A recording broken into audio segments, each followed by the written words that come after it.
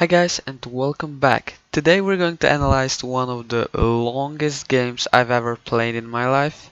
This game lasted almost 5 hours and at the end I felt like I just wanted to go to sleep, but it was worth it.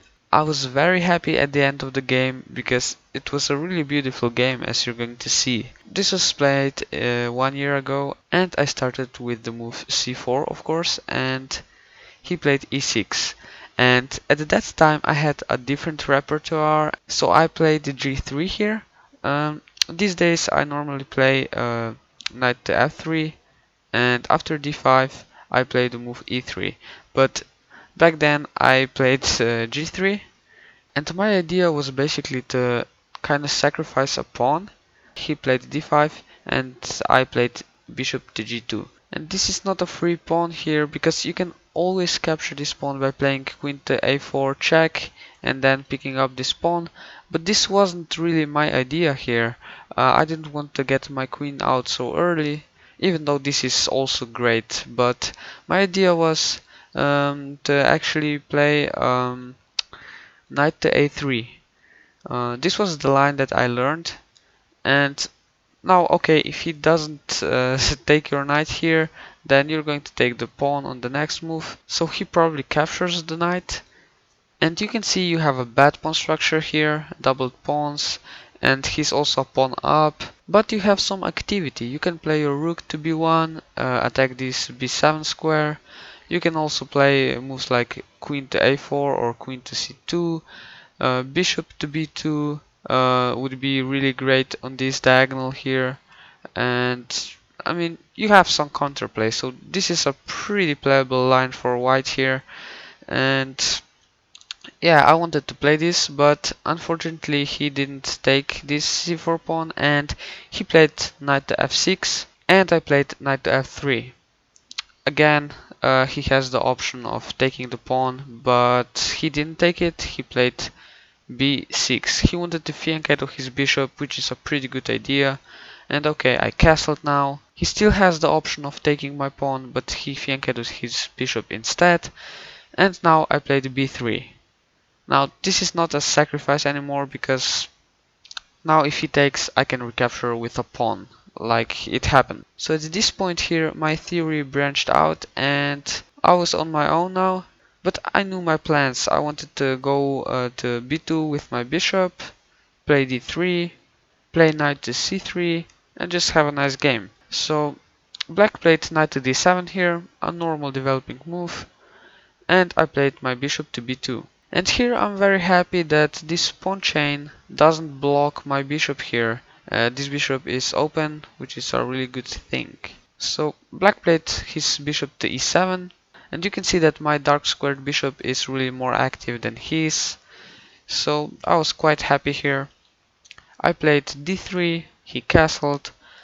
I played knight to c3, developing a piece, and he played a6. Now, I didn't really understand this move, because I think that I wasn't really threatening knight to b5 or anything, so I didn't know why he played this move a6. But anyway, I put my queen on a better square, also connecting my rooks, and he played his bishop to c6. Now this move shocked me a little bit, because I really didn't see a point in this move.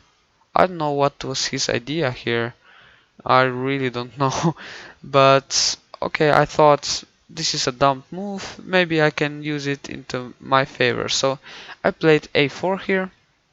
And the idea basically was to play a5. And if he takes, then he has an isolated pawn here on a6. And I also bring my rook to the action, and this is a good position for me. And if he does nothing here, then I can just take the pawn and create some targets again here. Or if he pushes the pawn, then I take the pawn, and I mean, this is a good position. If he takes, I have a passed pawn here, and I mean, this is just a great position for me, a great plan. So that's why I played a4. And he played bishop to b4, and this bishop looked kind of annoying for me, because I really wanted to play this a5 move, and this bishop is just stopping me from doing this. And maybe here I should play my queen to b3, And I mean, obviously he doesn't want to take because then I have the bishop pair and a really nice position. So he would probably play something like queen to e7. And maybe I should then play my bishop to a3 like I did in the game. But okay, this is also a pretty equal position, I think. But I played my bishop to a3 here immediately because I wanted to get rid of this bishop here.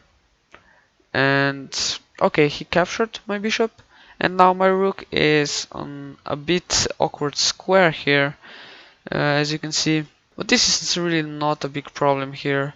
He played his queen to e7, attacking my rook, as you can see, and I defended it with my other rook, which was probably not a very good idea, because you can see that these doubled rooks here aren't doing anything, because if he blocks this file from opening, like he did with a5, then okay, he gives me this outpost here for my knight, which is pretty good, but these two rooks aren't really doing anything here, so recapture with this f rook probably wasn't the best. So here I played my knight to b5, immediately taking action with this outpost. You can see that this knight is really good placed here and is causing some problems to black. So he passively defended his pawn, and now I started to remaneuver my rooks because they were doing nothing here. And okay, first I played my queen to b2, getting my queen to a better square. You can see it's controlling some squares here, also supporting the knight. And he played e5. Now I actually wasn't expecting this move, and I was a bit afraid of it because I saw his plan of e4, just ruining my pawn structure and just getting active here, and I was a little bit afraid. And at this moment I was thinking that the move queen to b2 was pretty bad, because from c2 my queen controls this e4 square also, but queen to b2 was a great move. So I played my rook to e1, getting to the same file as the queen. This is a pretty logical thing here to do, and he played his queen to c5. So as you can see, this queen on c5 is pretty useful here, and it's kind of preventing me from doing anything useful. So I wanted to get rid of it, and first I played my rook to a1, getting it to a more normal square, and he played h6. And I thought, okay, I want to exchange queens now. He basically had no other chance here after queen to a3 but to exchange the queens, because you can see that there are no squares for the queen to go. It's going to exchange for my queen. So he took and I took it back. Now you can see that I moved my a rook really a lot of times in this game.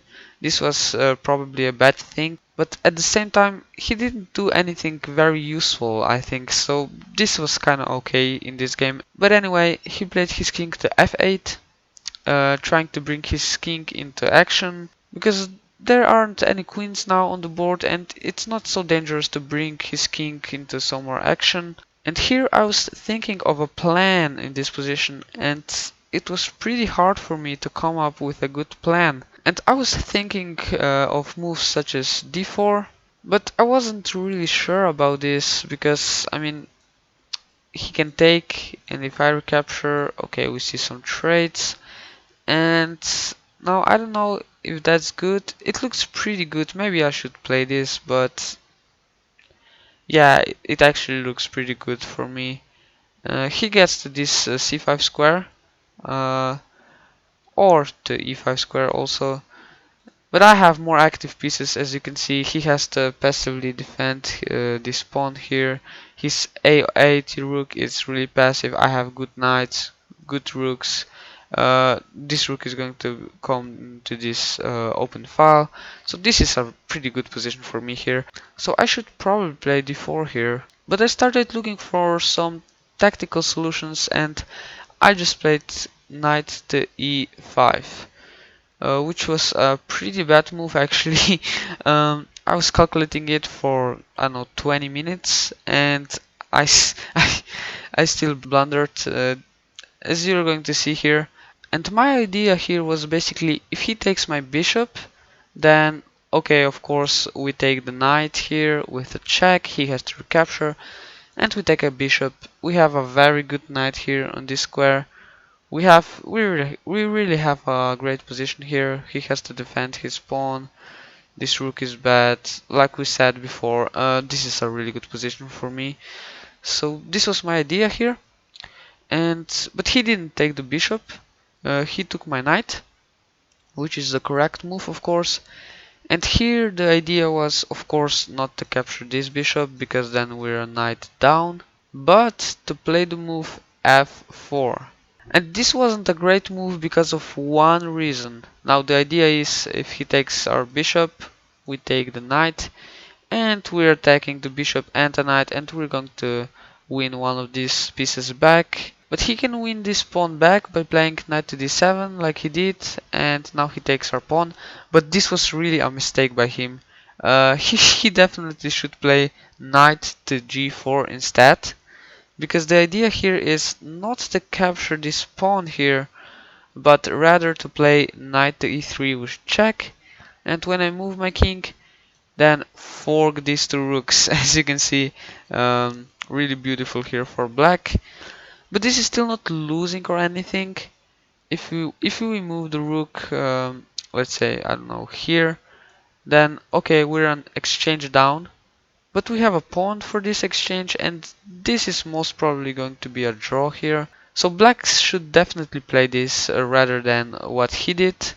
He played his knight to d7, and we came into this kind of a position. And this is the point where black really started to go wrong. Now, first of all, if we look at this position, I still think that this position is better for me because I have my beautiful knight here attacking this pawn. He has to defend it like we said before, of course, and this passive rook here also. My knight is better than his knight, my rooks are better than his rooks, so this is really a better position for me here. So I continued with my plan here and I played rook to c3.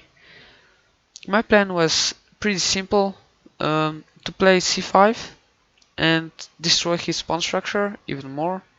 I mean, as you can see, if he plays something stupid, this is really good for me, of course.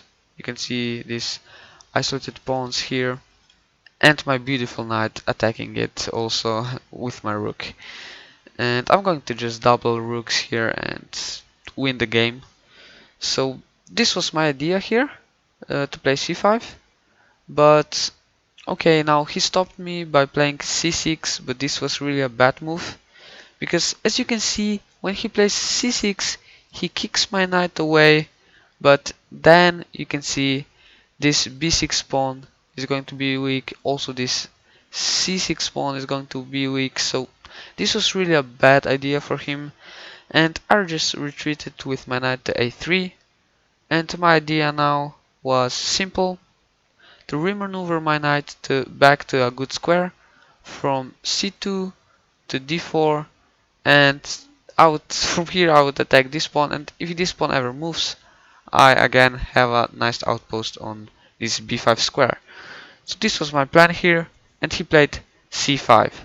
Now, this is a really bad move. You really don't want to play this move. I think that it's obvious, but I'm going to explain it. You can see this b6 pawn is backwards, and it has no protection from other pawns, and it also can't advance to this b5 square because it's protected twice with my pawns and also with my knight. So this means that I'm just going to put pressure on this pawn, and he's going to have to defend it passively, and I mean I'm going to attack and he's going to defend. Now this is maybe not enough for a victory, but it's definitely black here fighting for a draw. So here I immediately played my rook to b3, attacking the pawn, a logical move.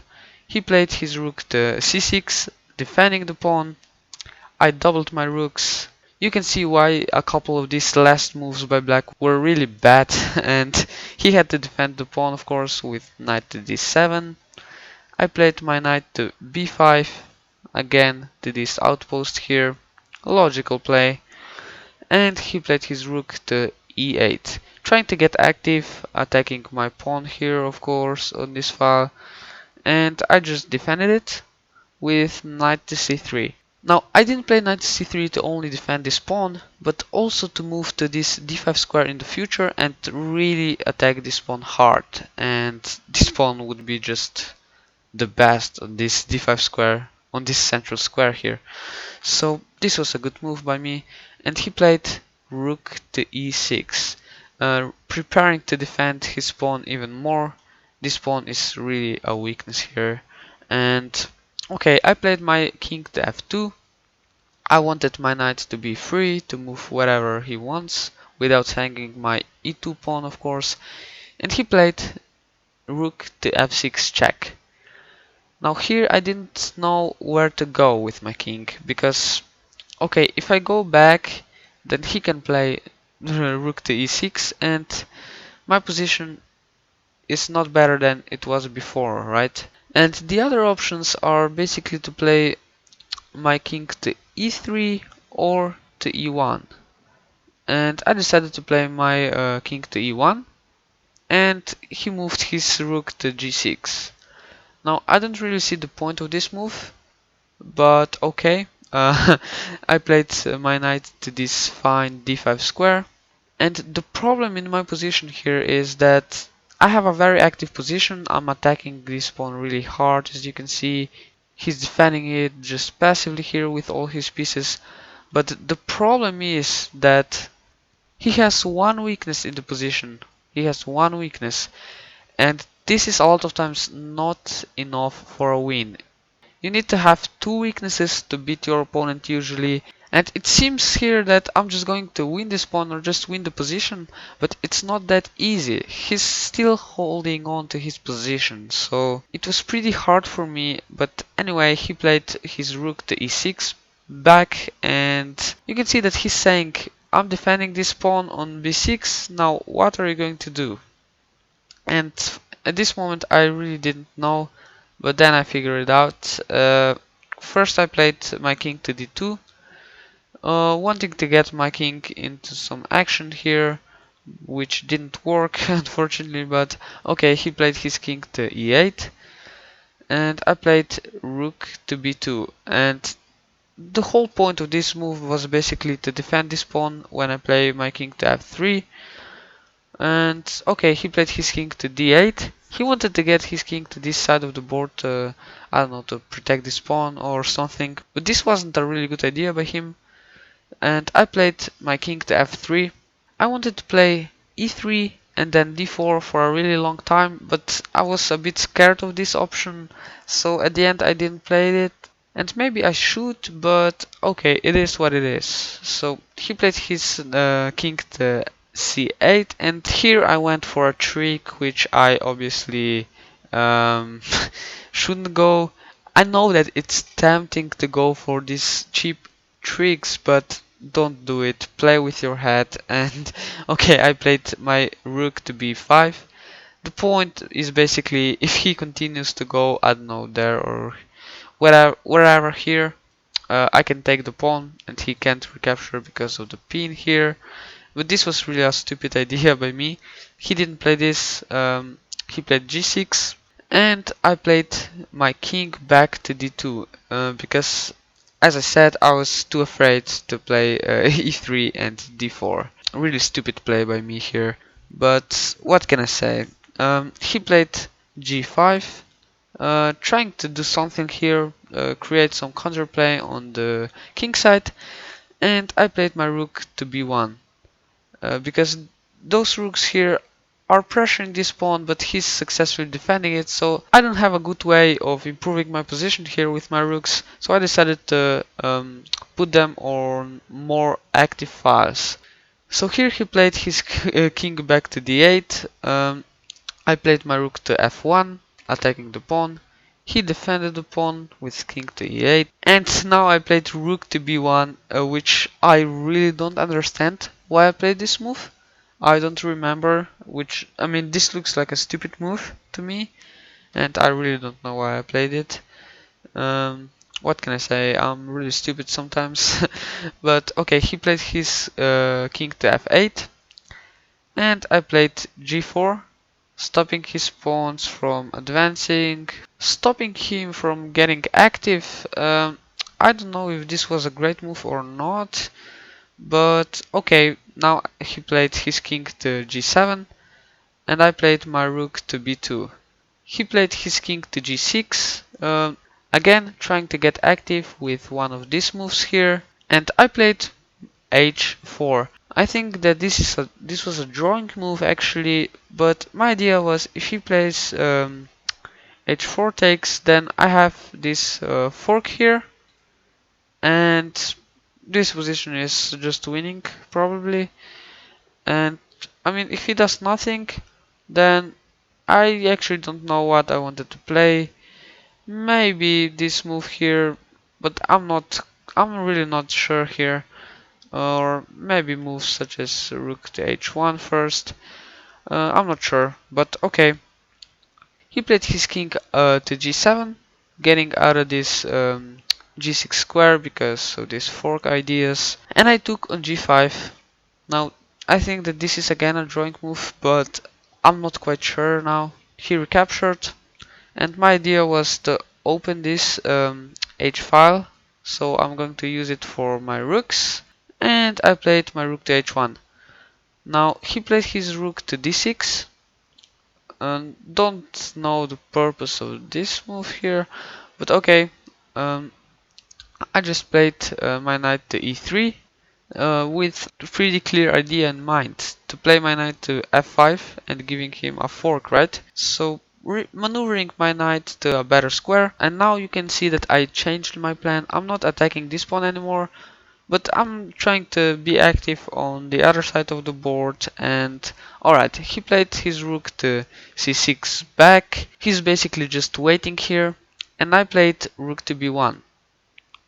He played his knight to f8, probably trying to get to some better square, something like here, and I don't know, maybe here or here. But alright, I just played knight to f5 check. So I think that this move, knight to f8, was actually a mistake, because now black's position is a bit dangerous. Now he doesn't have really a lot of squares here. He can go to this square, or this square, and I think that all of these squares are bad for him. First of all, if he plays to this g6 square, then this is made in one here. As you can see, black has no squares left. And if he plays his king to g8, then I would probably play my rook to h5, attacking his pawn here, and he can't defend it because of the fork here. And he plays f6 to defend his pawn, and now this position looks just very good for me. I can play rook to h1, and you can see I have really big threats here, and my position is just winning here, I think. And yeah, this would be very good for me.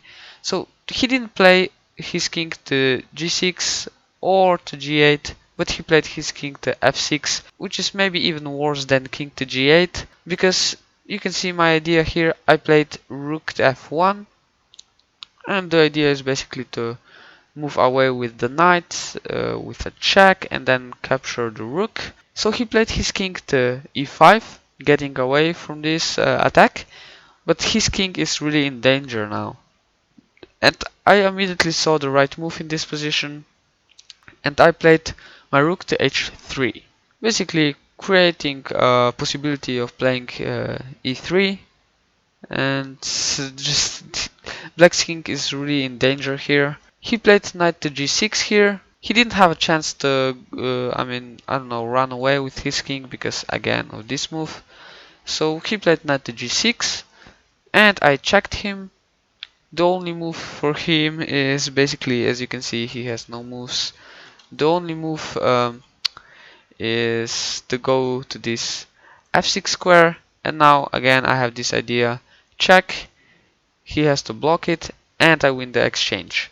So this position here is just winning for me. I have a rook for a knight, but I still have to show something, and he didn't resign here, obviously. And okay, I played my rook here to f3, And I really wanted to play e3 on the next move and just win the knight, but he played his rook to d6, kind of stopping me from playing e3, and I didn't play e3, but I should play e3 because it's just winning. I mean, if I play e3, I was scared of this, of course, but this is not a problem because I can play my king to c2, and now what is he going to do? His knight here is pinned, and I mean, what is he going to do? He's just going to lose his knight. So I should definitely play this and to win immediately. But I played my king to c3. I mean, again winning, and he played his king out of the pin. This is logical. And I played my rook to f2. Now I also had this idea of e4 in mind, and I wanted to follow it up with e5, then maybe even sacrificing an exchange and get into a winning rook endgame.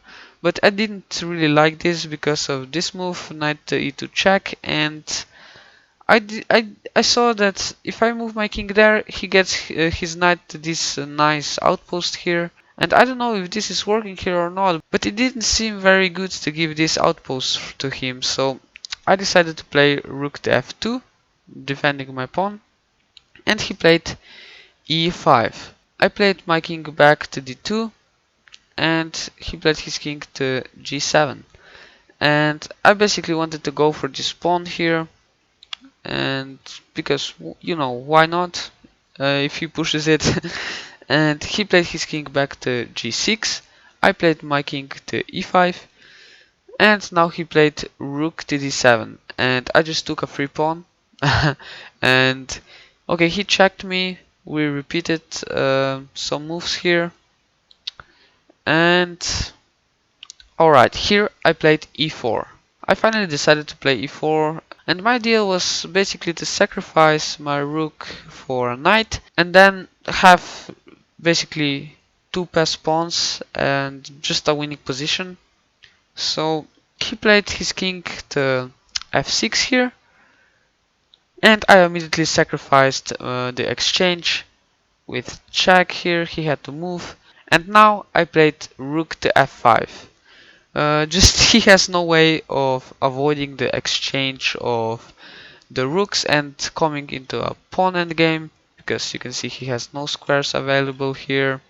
So now he resigned, because if he, I mean, takes the rook, then this is just winning, of course. I have two passed pawns. I mean, I can take all these pawns if I want to, and this is just winning here.